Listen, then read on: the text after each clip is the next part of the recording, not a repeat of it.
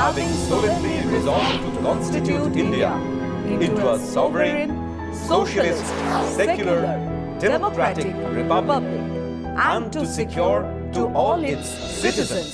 নমস্কার, শুরু করছি আজকের চতুর্থ স্তম্ভ। আমি ইন্দ্রাণী। বাংলাদেশে শেখ হাসিনার বিচার শুরু হয়েছে।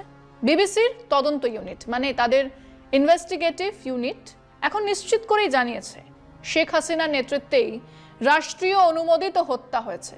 বিবিসির বিশ্লেষণ করা কিছু অডিও রেকর্ডিং থেকে জানা যাচ্ছে বাংলাদেশের পলাতক সাবেক প্রধানমন্ত্রী শেখ হাসিনা গত বছরের আন্দোলনের সময় ভয়াবহ দমনপীড়নের নির্দেশ দিয়েছিলেন।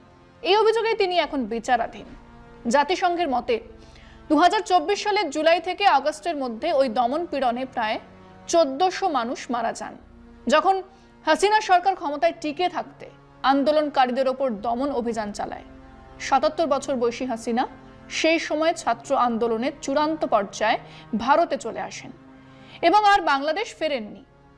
কেবল তাই নয়, তিনি ভারতে আশ্রয় থেকে এখান থেকেই বসেই তার রাজনৈতিক কাজকর্ম চালিয়ে যাচ্ছেন। এখন তিনি মানবতার বিরুদ্ধে অপরাধের অভিযোগে অনুপস্থিত অবস্থায় বিচারের মুখোমুখি হয়েছেন। বিচার শুরু হয়েছে 1 জুন থেকে। বিবিসির তদন্তে পাওয়া অডিও রেকর্ডিংয়ে 18 জুলাই 2024-এ তার কণ্ঠে নিরাপত্তা বাহিনীকে বলা হচ্ছে আন্দোলনকারীদের বিরুদ্ধে মারণাস্ত্র ব্যবহার করতে এবং যেখানেই পাবে গুলি চালাবে। বিবিসির বিশেষজ্ঞরা বলছেন এই অডিওতে কোনো ধরনের এডিটিং বা আর্টিফিশিয়াল ইন্টেলিজেন্স দিয়ে তৈরির প্রমাণ পাওয়া যায়নি।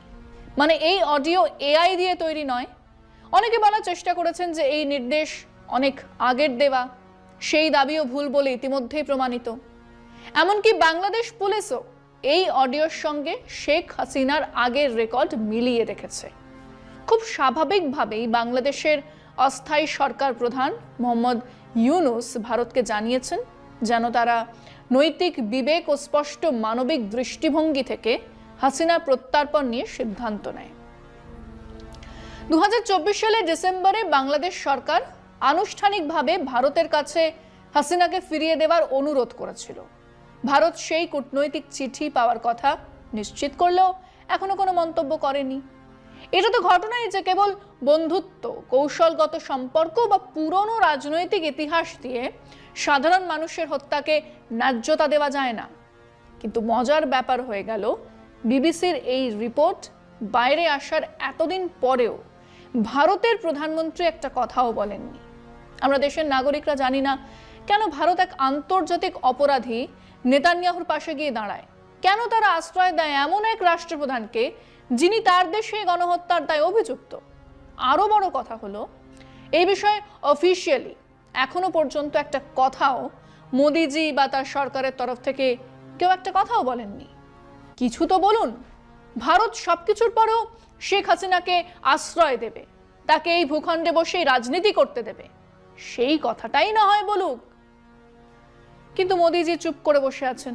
শেখ হাসিনা ওনার কাছে এক ফিক্সড ডিপোজিট, উনি যখন ইচ্ছে তখন ভাঙাবেন। এরকম ভাবে বিদেশ নিতে চললে যা হবার তাই হচ্ছে। ফিরছে একটা বিরতি নিয়ে।